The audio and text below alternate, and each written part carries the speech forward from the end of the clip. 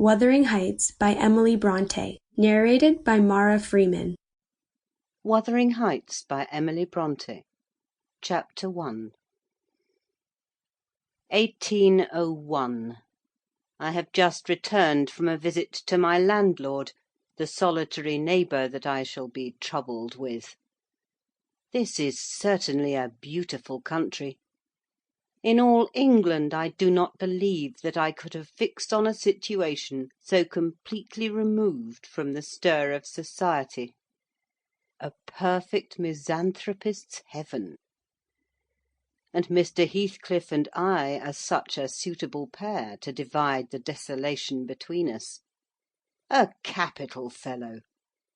He little imagined how my heart warmed towards him when I beheld his black eyes withdraw so suspiciously under their brows as I rode up, and when his fingers sheltered themselves with a jealous resolution still further in his waistcoat as I announced my name. "Mr. Heathcliff?" I said. A nod was the answer. "Mr. Lockwood, your new tenant, sir. I do myself the honour of calling as soon as possible after my arrival, to express the hope that I have not inconvenienced you by my perseverance in soliciting the occupation of Thrushcross Grange. I heard yesterday you had had some thoughts—" "Thrushcross Grange is my own, sir," he interrupted, wincing. "I should not allow any one to inconvenience me if I could hinder it. Walk in." The "walk in" was uttered with closed teeth, and expressed the sentiment, "Go to the deuce."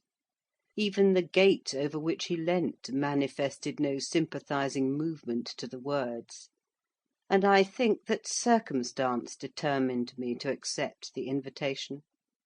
I felt interested in a man who seemed more exaggeratedly reserved than myself. When he saw my horse's breast fairly pushing the barrier, he did put out his hand to unchain it, and then sullenly preceded me up the causeway, calling, as we entered the court, "Joseph, take Mr. Lockwood's horse, and bring up some wine."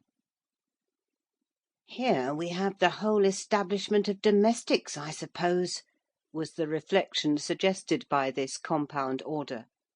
"No wonder the grass grows up between the flags, and cattle are the only hedge cutters." Joseph was an elderly, nay, an old man; very old, perhaps, though hale and sinewy. "The Lord help us!"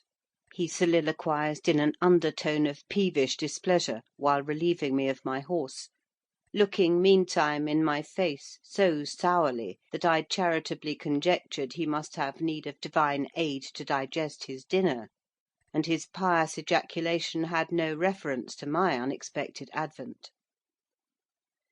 Wuthering Heights is the name of Mr. Heathcliff's dwelling, Wuthering being a significant provincial adjective, descriptive of the atmospheric tumult to which its station is exposed in stormy weather.